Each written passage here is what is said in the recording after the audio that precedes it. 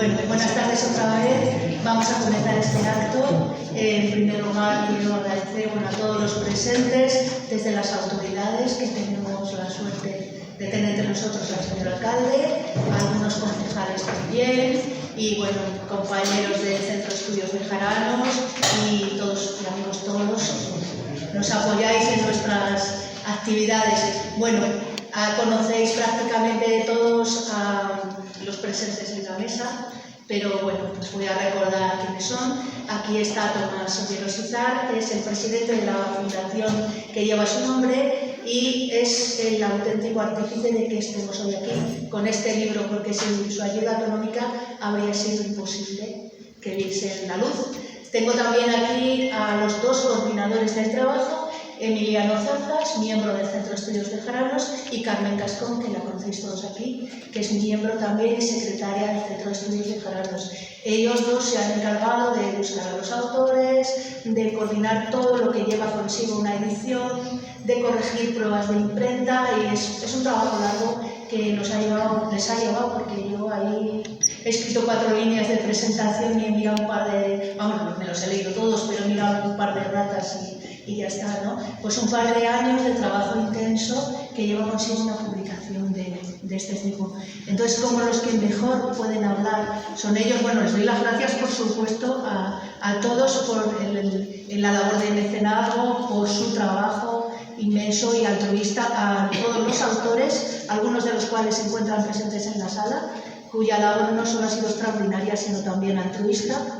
Y estamos todo el mundo del centro y yo creo que también de la ciudad de Béjar, porque esto es un beneficio para Béjar. Nuestra cultura se proyecta, además que, como os dirán ellos, va mucho más allá del Béjar local, o sea, el ducado tuvo muchas ramificaciones y también los autores son de bastantes lugares, no solo de España, sino también de fuera. Entonces, pues gracias otra vez y bueno, le doy la palabra a Tomás.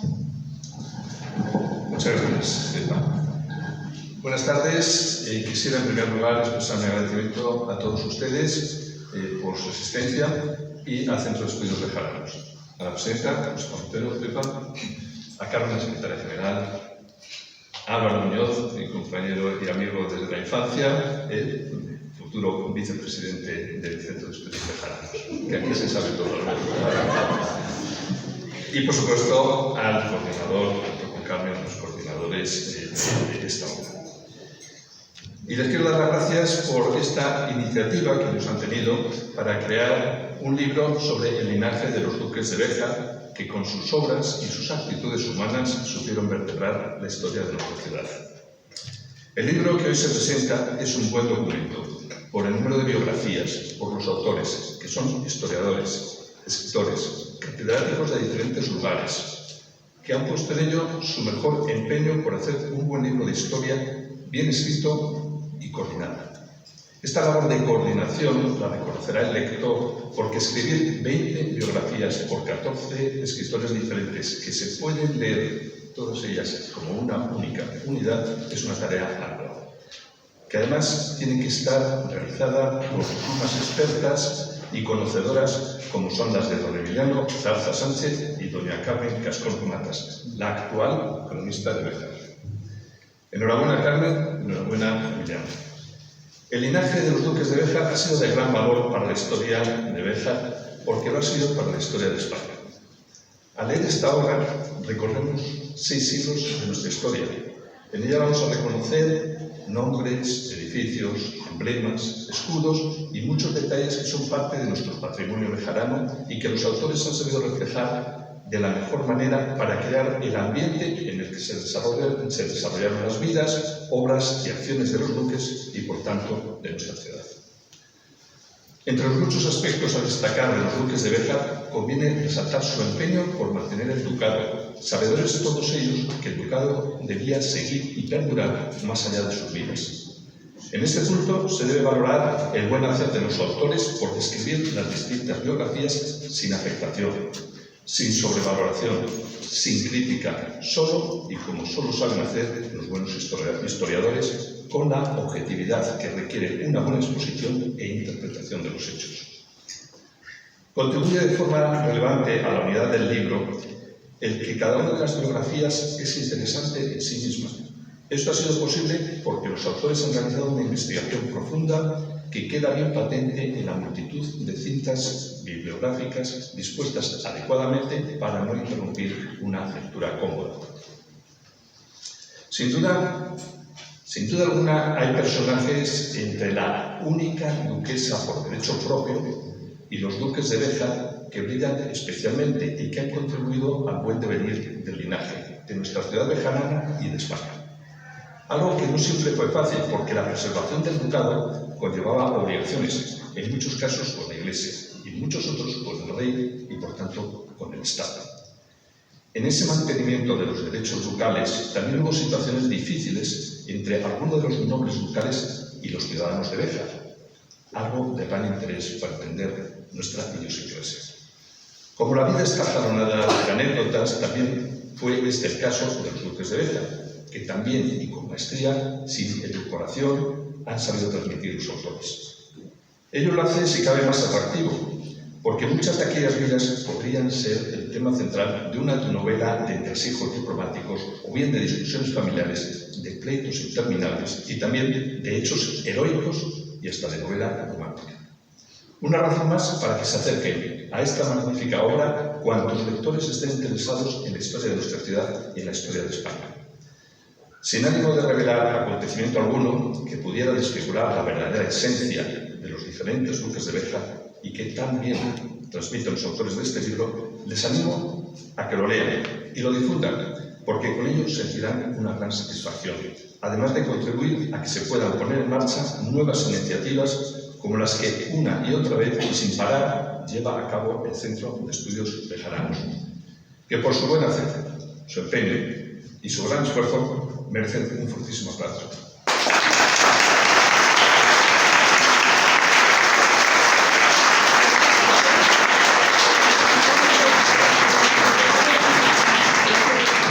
Muchísimas gracias, Tomás, por nos acabas sacando los colores aquí.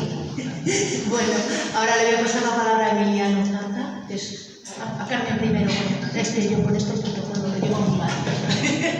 Ahora, no te preocupes, Pepa. Muchas gracias por venir a todos, por estar aquí, por acompañarnos. Nos sentimos muy felices de ver a tanta gente aquí, porque bueno, tenemos los actos y los hacemos, las actividades, las organizamos con muchísimo cariño y hay veces, bueno, pues que la gente pues no le interesa tanto, ¿no? Pero hoy vemos que este libro está teniendo un interés, pero además desde que lo anunciamos. Es decir, que ya sin verlo físicamente ya ha empezado la gente a preguntarnos, pero bueno, y este libro, ya cuando lo han visto, que a veces han tenido la suerte de verlo en las librerías, bueno, nos han dicho que ¿dónde vamos con este libro? Que cómo ha sido imposible que este libro saliera a la luz. Y resulta que todo viene, esto es como un cuento, ¿no? Todo viene porque los duques de Béjar han tenido, en general, para los historiadores, sobre todo locales, mucho interés. Pero las publicaciones que había eran artículos sueltos. Si tenéis interés un poquito en la historia de Béjar y habéis indagado, no había habido ningún libro que reuniera la vida de todos los duques de Béjar. ¿Os acordáis de don Juan Muñoz, que hizo algún artículo, ¿no? en la ofrenda, alguna cosita, una aproximación? Pero claro, la investigación ha cambiado mucho a lo largo del tiempo y se necesitaba, además de ahondar en las vidas de los duques de Béjar, agruparlas. Entonces, ese proyecto estaba ahí latente desde hacía mucho tiempo, entre otras cosas porque mucha gente mostraba interés y nos preguntaban, ¿hay algún libro que podamos consultar? A lo mejor de mayor enjundia o no, pero que podamos consultar para estudiar la vida de los duques. No había. Y decimos de hace 2, pero a lo mejor un poquito más, 2 años y medio, que Emiliano Zarza, pues en uno de los plenos del centro, dijo, bueno, pues yo veo muy, muy necesario hacerlo. Y además se podría hacer de esta manera, ¿no? Lo perfilaste de una manera rápida. Pero ¿cuál era el problema? El problema de siempre. El dinero. Y he aquí que, por otras circunstancias, ¿verdad? Que eso es la casualidad, los saldos, la providencia, no sabemos cómo llamarlo, por otra publicación sobre Tomás Olleros Mansilla, el famoso marino que es tío tatarabuelo de Tomás, o tío bisabuelo de Tomás, pues conocimos a Tomás, y Tomás, al margen de costearnos la reimpresión de del primer volumen de la historia de Béjar, dijo: ¿y qué proyectos tenéis más? Porque esa es una pregunta habitual de Tomás. ¿Y qué proyectos tenéis por ahí? Y resulta que le planteamos este proyecto y dijo: no os preocupéis, que ahí está la fundación, estamos Ana y yo para financiar ese libro. Pero nunca pensamos que iba a salir algo así, ¿no, Emiliano? No, la verdad que no. El Pleno lo aprobó, porque todo esto siempre hay que consultarlo con el Pleno. Emiliano presentó su proyecto, intentamos ver un poquito cómo se podía hacer y que nos cuente Emiliano qué pasó después.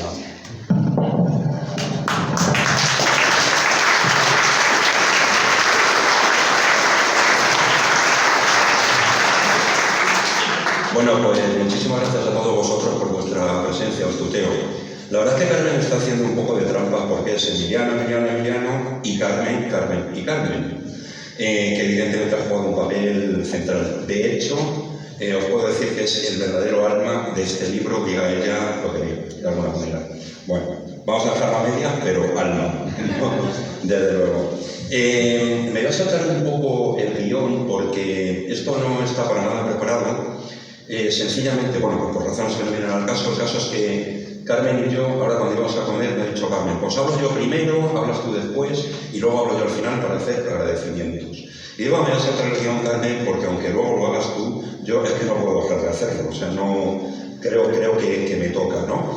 En primer lugar, por supuestísimo, a la Fundación Tomás Ollero Oizar, ¿no? Bien, personificada en Tomás, que está por aquí, y en Ana, que está por aquí, que no se ha querido poner en la mesa, pero que son igualmente responsables los dos, ¿no?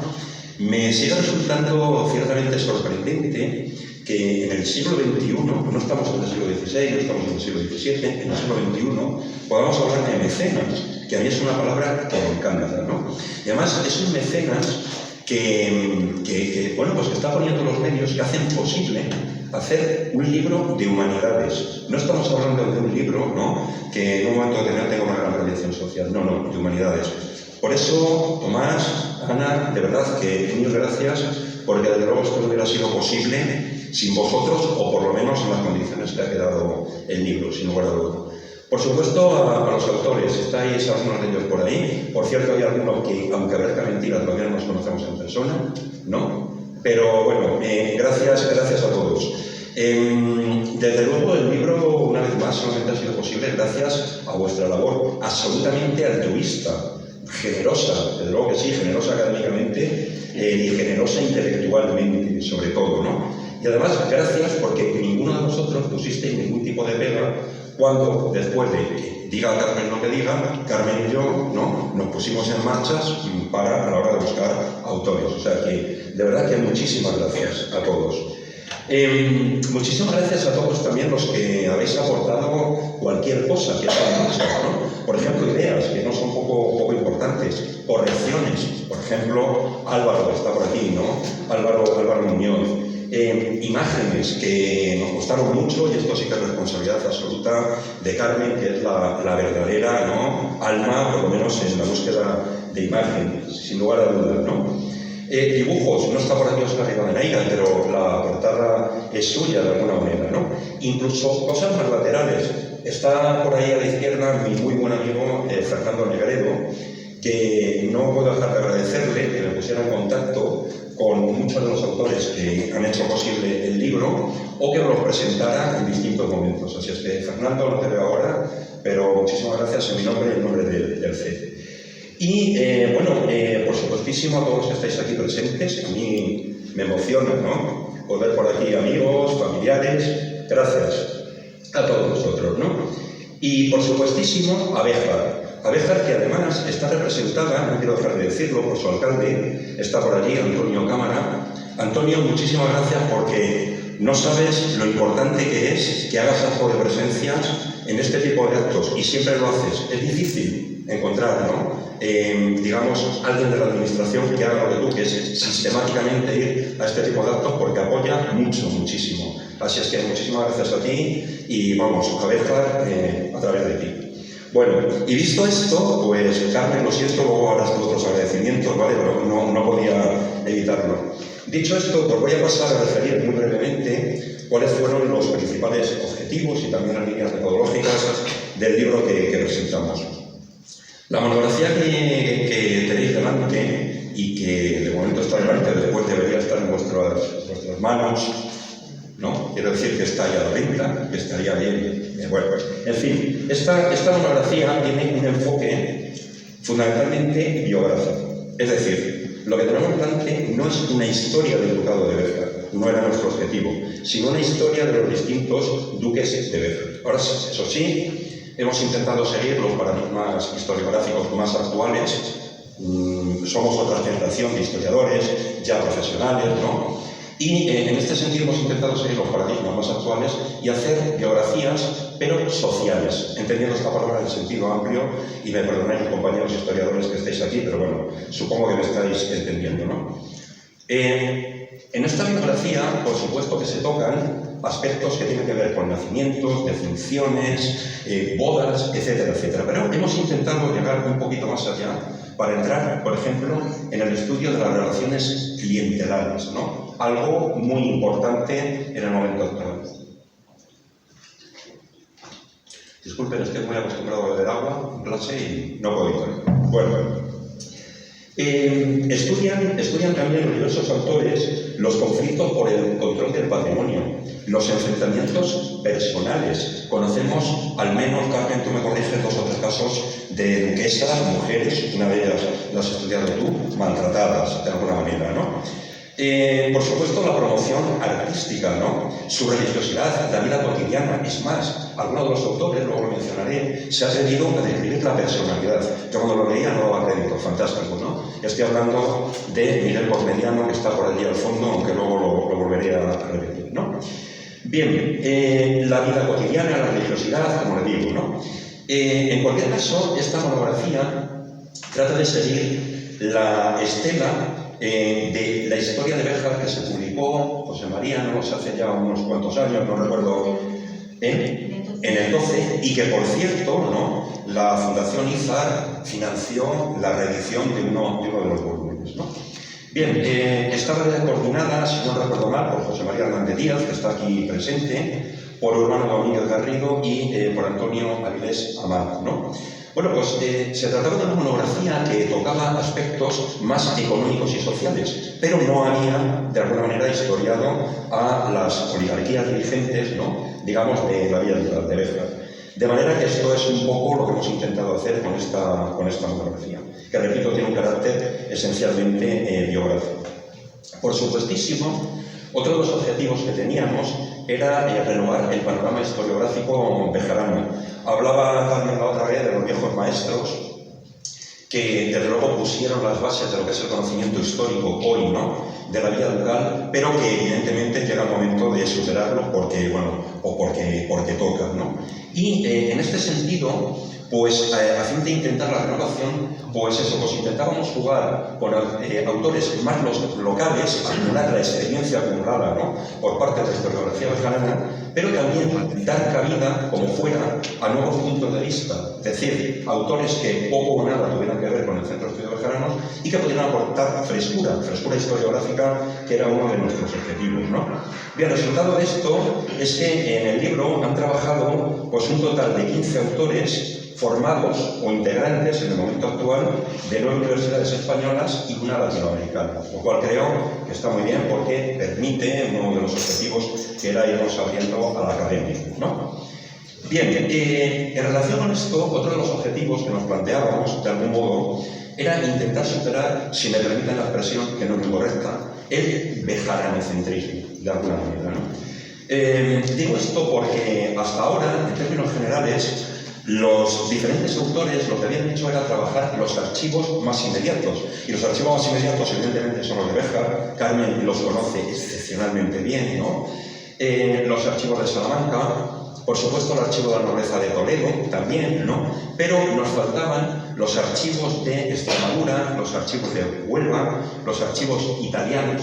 Estos, sinceramente, aparecen menos aquí, esperamos que en el futuro podamos incidir en ello, ¿no? En fin, archivos de otros muchos lugares de los cuales los duques de Béjar habían sido señores y que realmente, bueno, pues por ahí, digamos, había un talón de Aquiles en la historiografía y hemos intentado, abriendo, ¿no?, a múltiples autores, hacer una aproximación en este sentido, ¿no? Bien, intentábamos superar también cierto excepcionalismo en la historia de los duques de Béjar. Cualquier localidad, no solamente Béjar, cualquier localidad tiende a considerar a sus dirigentes como seres excepcionales, así lo vivimos, ¿no?, inevitablemente. Pero lo cierto es que uno de los objetivos que nos hemos planteado en este libro es que los duques de Béjar quedaran integrados definitivamente dentro del engranaje de las oligarquías de la Edad Moderna, de la modernidad, ¿no? Es decir, los duques de Béjar participaban de una cultura nobiliaria, un término controvertido, una vez más espero que me disculpéis los compañeros historiadores que estáis por aquí, pero bueno, espero que más o menos también se me entienda, ¿no? Y dentro de una cultura nobiliaria castellana, europea, que es similar a lo que encontramos aquí, en Béjar, ¿no? Bueno, entonces, esto era también otro de los objetivos. No menos importante, tampoco, como objetivo, era tratar de redefinir la secuenciación de los duques de Béjar, muy controvertida, ¿no?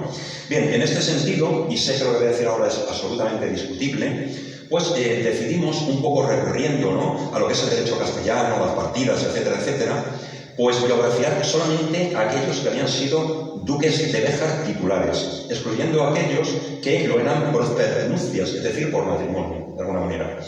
Esto ha dejado fuera, por ejemplo, a Francisco de Sotomayor, pero lo que nos planteábamos, de alguna manera, aparte, ¿no?, de esta decisión, digamos, de carácter jurídico, era ¿y por qué no aparecen como duquesas tituladas, ¿no? Pues concretamente doña Teresa de Zúñiga y sobre todo doña Alberta, que biografió también, por cierto, Carmen Gascón en su discurso de ingreso, ¿no? Porque es que cubren toda la segunda mitad del siglo XVII y parte del siglo XVIII, y sin embargo no aparecen en ningún listado ducal. Por eso decidimos excluir, ¿no?, a Francisco de Sotomayor en particular. Bien, en relación con ello, nos planteamos también, de alguna manera, un objetivo prioritario, intentar dar cabida en este libro a lo que Óscar Rivadeneira llamó los duques menores. Sé también que los compañeros historiadores, sobre todo los modernistas que estáis por aquí, que sois varios, me diríais que esto de los Austrias mayores y los Austrias menores ha pasado la historia, nunca mejor dicho, ¿de acuerdo? Pero en este caso creo que es un concepto que ejemplifica muy bien lo que tratamos de decir, ¿no? ¿Qué duques se conocían hasta ahora? Pues aquellos duques que por una razón u otra eran especialmente importantes. Uno lo conocéis todos vosotros, creo que no hace falta decir mucho más, ¿no? El famoso duque mecenas de El Quijote, ¿de acuerdo? Creo que del duque mecenas del Quijote a los duques actuales, no hay mucha diferencia tampoco. Hemos tenido que esperar mucho, pero no hay mucha diferencia en ese sentido. Bueno, pues esto ha permitido un conocimiento mucho más global de la Casa Ducal de Béjar y, desde luego, ha dado juego a, por lo dicho, ¿no?, a otros duques que eran bastante menos conocidos. El resultado de todo esto ha sido un libro en el que hemos intentado, de alguna manera, como os decía la otra vez, ¿no?, abrir, sobre todo abrir. Por eso, los autores que estáis por aquí lo sabéis, no habéis recibido ningún tipo de línea metodológica, ningún tipo de, no sé, de directriz epistemológica, ni nada por el estilo, porque lo que pretendíamos era justamente que cada uno de vosotros pudierais acudir libremente a aquella metodología que considerarais oportuna y a promover puntos de vista que fueran completamente heterogéneos, y lo son, ¿no?, y sobre todo novedosos. O sea que en ese sentido, pues lo dicho, no hemos marcado demasiadas pautas. Por fin, me estoy alargando mucho, pero por fin toca, como no puede ser de otra manera, ¿no?, mencionar a cada uno de los autores que han hecho posible el libro. Como sería absolutamente prolijo, ¿no?, de alguna manera ir desglosando lo que cada uno de ellos ha dicho, me voy a centrar, si me lo permitís, en mencionar solamente un aspecto, aquel que a mí personalmente me ha llamado más la atención por novedoso, por original, por lo que sea, de su capítulo. Esto no significa que no existan, por supuesto, otras muchas más variables.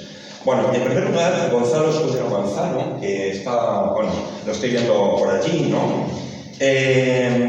Profesor actualmente de la Universidad de La Rioja, pues estudia el periodo preducal, justamente en el que los que acabarían siendo duques de Béjar, es decir, la familia Zúñiga, en aquel momento eran solamente señores.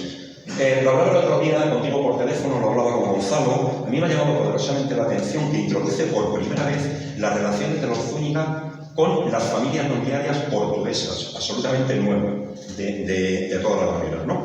Y bueno, no quiero dejar de decir que hace un análisis también muy significativo del momento en que, bueno, pues la monarquía intercambia con los futuros duques de Béjar, que todavía no lo son, Frías por la ciudad de Béjar. Bueno, el final del siglo XV es analizado por Óscar Rivadeneira Prieto, quien analiza la figura de Álvaro I. Es el último señor de Béjar y el primer duque de Béjar. Quizá lo más destacado de su capítulo es la controversia sobre en qué momento los duques de Béjar pasaron a ser tales. Es un tema absolutamente discutido, sin solución de momento, a pesar de que se acaba de publicar un magnífico artículo al respecto, ¿no? Bien, el coronel jubilado José María de Zuazo y Algar firma el capítulo de Álvaro II. Llama poderosamente la atención en este capítulo, ¿no?, el estudio de la mujer de este duque, María de Zúñiga, por su maltrato. Es una mujer maltratada. Tenemos bastante documentación a este respecto, ¿no? Y en otro orden de cosas, también el coronel Zuazo pues analiza la pérdida obligada de Plasencia por parte del linaje Zúñiga. Y digo obligada porque los duques de Béjar, en aquel momento duques de Plasencia, probablemente hubieran preferido mantenerse en aquel entorno que era el del control, ¿no?, de la mesta, aunque nunca lo podremos saber. Carmen Gascón Matas, que bueno, ya lo sabéis, está aquí a mi lado, ¿no?, cronista oficial de Béjar, a ella no le gusta que lo digamos, pero lo es, ¿no?, muy merecida además, ¿no?, pues resume la figura de la duquesa Teresa I. Una mujer también maltratada por su marido, bueno, de una forma muy dura, ¿no? Digamos que Carmen Gascón estudia cuestiones como la incorporación del condado de Benalcázar a la familia, ¿no? Pero lo más importante para mí es que descubre el papel político de una mujer. Y cuidado que esto no lo estoy diciendo por el hecho de que sea mujer, sino porque juega un papel político que la historiografía, muchas veces es verdad, hecho por hombres, ¿no?, pues ha odiado. Pero lo cierto es que tuvo un papel político de primera magnitud y esto nos lo rescata Carmen, insisto, no por mujer, sino por su propio papel político. Bien, el profesor Miguel Fernando Gómez Pozmediano, que está, lo estoy viendo por allí detrás, que está allí saludando, ¿no?, bueno, pues es archivero de la nobleza de Toledo, es también profesor en estos momentos de la Universidad de Castilla-La Mancha, pues toca la figura de Francisco I. Tengo que decir que cuando leí el capítulo, lo decía otra vez, ¿no?, de Miguel, me sorprendió poderosamente, muchísimo, de verdad que me sorprendió, ¿no?, la parte final en la que retrataba ya no la vida cotidiana del duque, ¿no?, sino su personalidad. Además, con una brillantez fuera de lo común. De verdad que genial, es más que aconsejable que si podéis le echéis un ojo porque es muy interesante, ¿no? Por supuesto, hay otras muchas cosas en su capítulo, como por ejemplo, pues el acercamiento de los Zúñiga a la facción egoísta, ¿no? Pero, bueno, en fin, de verdad que genial. Está por ahí también Raúl Molina Recio, no sé dónde está, pero bueno, está por allí, está levantando la mano. Raúl Molina Recio es profesor en la Universidad de Extremadura, ¿no? Y lo hablaba con él justo antes de entrar aquí. Es un capítulo muy importante el que lo hace, ¿no?, porque hace un análisis novedoso dentro de lo que es la historiografía hasta el momento actual bejarana. Digo esto porque, hace un acercamiento esencialmente, no exactamente, pero esencialmente prosopográfico. Y esto no se había hecho nunca, ¿no? Esto nos permite conocer las relaciones clientelares, en definitiva, las relaciones de poder, ¿no?, de la familia Zúñiga en estos momentos con una profundidad tal que hasta el momento que yo sepa no había tocado ningún historiador. O sea que en ese sentido, fantástico. El profesor Molina no elude tampoco para nada la polémica sobre la manufactura lanera, ¿no? Es decir, no le da el visto bueno a todo lo que ha dicho la historiografía hasta ahora, sino que es crítico con ella como debe ser, ¿no?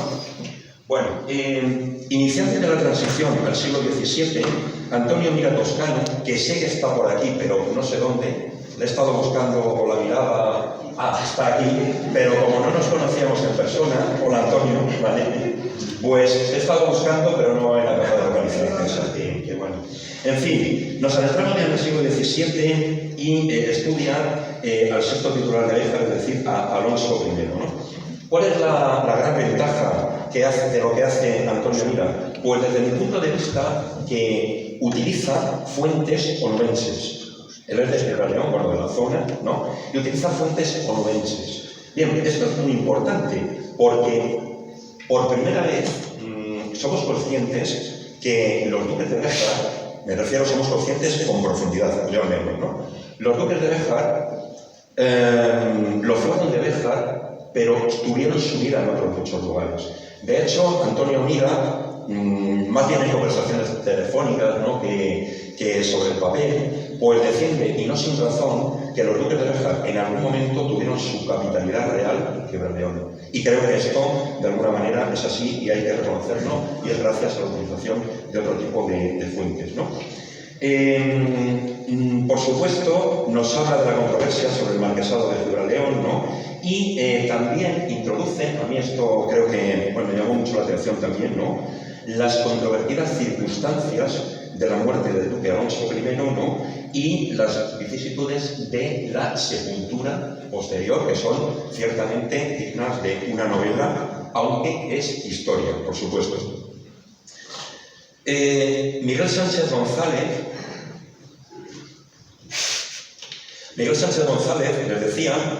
os decía, pues aborda la figura de Francisco III.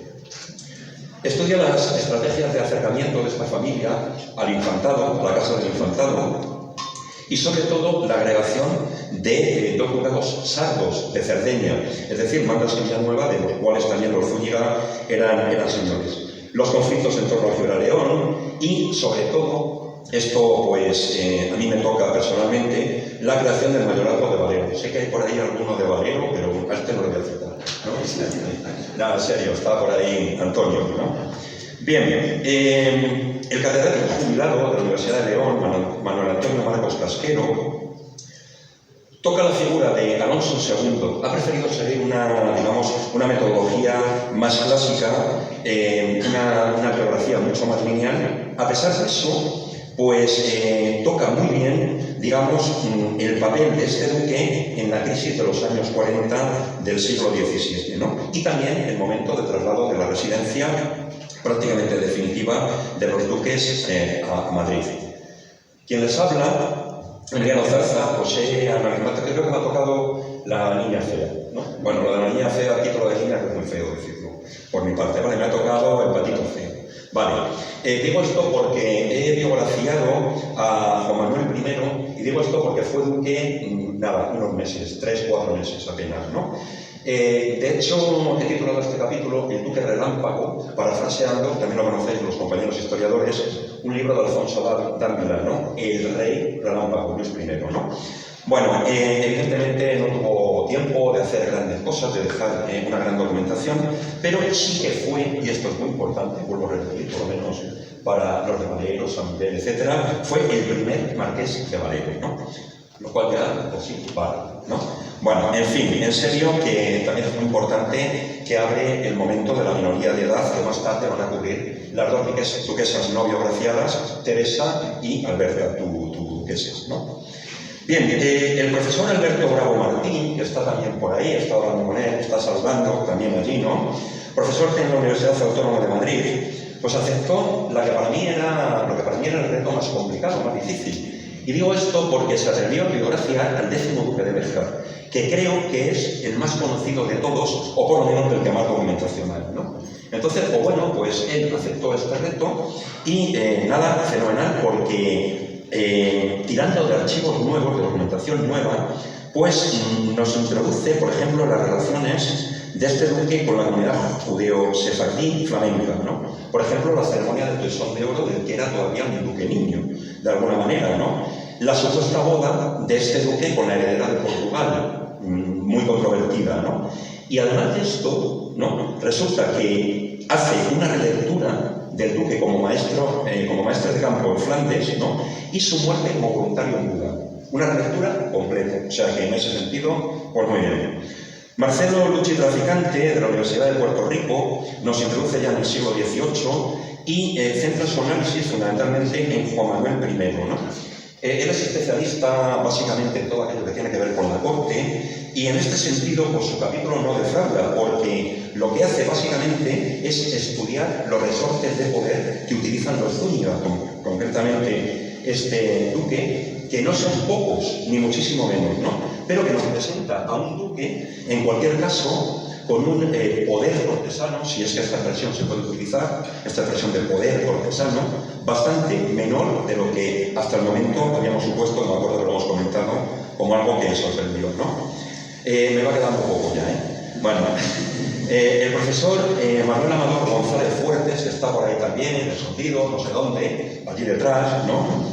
Bueno, un crack, de verdad, un capítulo para mí increíble. ¿Por qué? Bueno, pues porque él lo que decidió fue no biografiar a su duque, a Joaquín I, ¿no? Este que también te gusta a ti, Álvaro. Vale. No biografía al duque, sino que lo que nos hace es una relación de los distintos puntos de vista que la historiografía ha tenido sobre el duque, desde el momento de su vida hasta el momento actual. Él lo llama algo así como una visión caleidoscópica, y está muy bien empleada esta expresión, ¿no? Insisto, no es tanto una biografía como los puntos de vista sobre su biografía, ¿no? En ese sentido, pues ciertamente muy original. Por supuesto, analiza otro tipo de cuestiones, como las implicaciones de la familia en las redes nobiliarias europeas, el papel que juegan las academias, en la educación de Carlos IV, poco conocido hasta el momento, en la reestructuración de las órdenes militares, nada conocido hasta el momento, ¿no? Y, también el impulso de la industria granera de Béjar. Todo esto nos da una visión sobre el duque Joaquín muy distinta a la que habíamos tenido hasta el momento como el pobre duque, ¿no? Me temo que de pobre duque, nada, habrá que cambiarle el nombre a partir de ahora, ¿no? Y bueno, el larguísimo capítulo que dedica el catedrático de la Universidad de Huelva, Antonio Sánchez González, coincide con el periodo de Osuna. Estamos entrando ya, pues en un momento muy próximo, al siglo XIX, ¿no? Coincide en general con el tardofeudalismo, la tardofeudalidad, si es que se puede utilizar esta expresión. Disculpadme los compañeros historiadores que no sea hoy muy técnico, ¿no? En fin, nos desglosa las figuras de María Josefa Alonso Pimentel, de Pedro de Alcántara Tellez Girón, de Mariano Tellez Girón, es decir, Marianín, y todos los sucesores de estos hasta el momento actual. Obviamente, a medida que avanza en el capítulo, se va reduciendo la información hasta llegar a ser, para los duques actuales, una mera reseña. En general, lo que hace es que analiza el impacto de los decretos de disolución del régimen señorial, como no puede ser de otra manera, ¿no? Y también, de alguna manera, el famoso y controvertido, por otra parte, despilfarro que se produce en estos momentos por la familia, los linajes Osuna, Benavente, Béjar, que están en determinados momentos unidos, en otros desunidos, me refiero a lo que son los títulos. Bien, por fin, el profesor de la Universidad Autónoma, Roberto Quirós Rosado, que no ha podido venir, pues hace un posfacio ciertamente muy pequeño, creo que son 2 o 3 páginas, pero muy valioso, de verdad que es muy valioso, porque lo que hace es que intenta contextualizar, esto no se había hecho nunca, intenta contextualizar los estudios hasta ahora más locales, más benjaministas, dentro de las actuales tendencias historiográficas españolas e internacionales que refieren la nobleza. Bueno, pues en este sentido es muy valioso, ¿no? Bien, hasta aquí estoy acabando ya un brevísimo, muy breve recorrido por solamente algunos de los extensísimos contenidos que tiene esta biografía, este tochazo que llamaríamos, ¿no? De más de 500 páginas que vuelvo a repetir, espero que tengan ustedes en breve, ¿no? En sus manos a un módico precio. Bien, lo de módico, en fin. Creo que una obra coral de este tipo, y a lo mejor me podéis corregir alguno de los compañeros que por aquí estáis, creo que no se ha hecho en la historiografía española en los últimos tiempos, ¿no? Una obra coral que biografía a toda una casa condal o ducal completa. No se ha hecho, ¿no? Bien, era una renovación necesaria, por supuesto, pero en el sentido que estoy diciendo es también un estudio pionero, ¿no? Y como tal estudio pionero no es nada más que una primera aproximación a la temática que planteaba, ¿no? Y con seguridad, con el 100% de seguridad, contiene no uno, sino muchos, múltiples seguro, ¿no? Errores, lagunas, interpretaciones desajustadas, con completa seguridad, ¿no? Que evidentemente las futuras generaciones de historiadores tendrán que, bueno, pues que modificar, desestimar, matizar, tirar por tierra, decir que esto no vale nada, ¿no? Bueno, en fin, lo que vaya tocando, ¿no?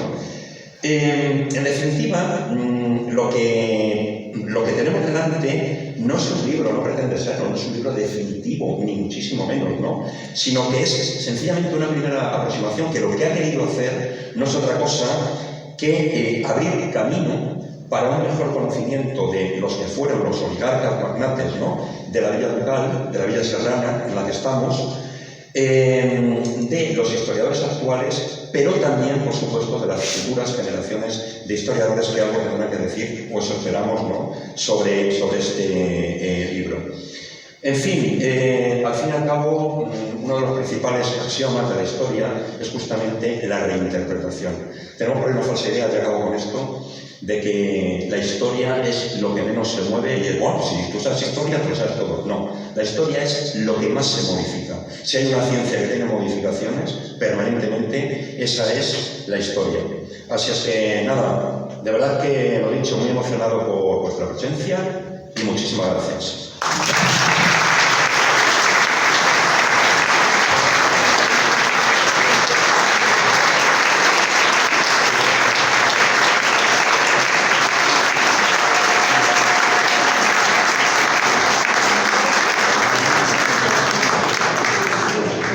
Bueno, yo iba a seguir por otra parte, pero al hilo de lo que dices, yo creo que es hora de decir dos cosas.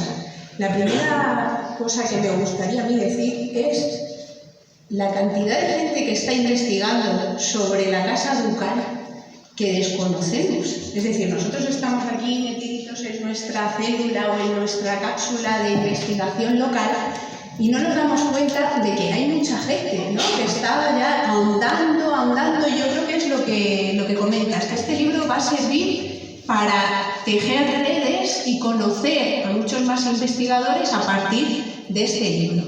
Y a propósito de esto, que no lo has comentado, tenemos pensado el año que viene hacer un congreso o unas jornadas para que los autores que estáis ahí muditos, ahí al otro lado del público, podáis venir y podáis exponer vuestros capítulos mucho más ampliamente, pero no solo eso, sino abrir la opción de que otros autores que están también investigando y que no han tenido la opción de poder publicar, que a algunos se nos viene a la cabeza, puedan venir y exponernos sus teorías, su parte que hayan investigado, archivos inéditos, etcétera, etcétera. Con lo cual, pues ampliando más y más y más. Y Emiliano ha hablado del contenido y yo muy brevemente voy a hablar de una labor muy importante y de alguien que no se ha mencionado aquí, que es el maquetador, Ismael Sánchez, que no ha podido venir hoy y que ha entendido perfectamente, ha interpretado todo lo que se podía hacer, porque claro, tú le das una serie de artículos y luego hay que concebir un formato, darle forma, y sin un maquetador eso es imposible. Entonces, mi labor ha sido también, digamos, un poco de puente entre todos, que eso a veces es complicado también, ponernos un poco todos de acuerdo y saber en qué punto estábamos en cada momento. En este sentido, si veis el tocho que tenemos aquí, si fuera todo texto, pues sería muy poco atractivo. Entonces era necesario la búsqueda de fotografías. Entonces se nos ocurrió poder abrirlo a fotógrafos que estuvieran por Béjar, que quisieran colaborar con nosotros, y entonces le damos las gracias, que están algunos por aquí, a Jesús Castellano, a Francisco Hernán, a Julián Mateos y a Mario Casado, que no está por aquí, pero que también ha colaborado con nosotros, y a Juan Félix Sánchez Sancho, que es miembro del Centro de Estudios, que nos ha cedido el cuadro de Ventura Lirios, que es magnífico. Y también, por supuesto, están chivando por aquí cosas, a Enrique, que está por ahí haciéndonos fotografías, que siempre nos acompaña y que siempre está dispuesto. Es que como casi desde casa, pues... Y por supuesto la labor de trastienda, que es la de José Antonio Frías Corsino, que está por aquí también, que siempre está detrás preguntando y dándonos muy buenas ideas. Y yo creo que no tengo nada más que decir, porque los agradecimientos finales se los dejo a la señora presidenta.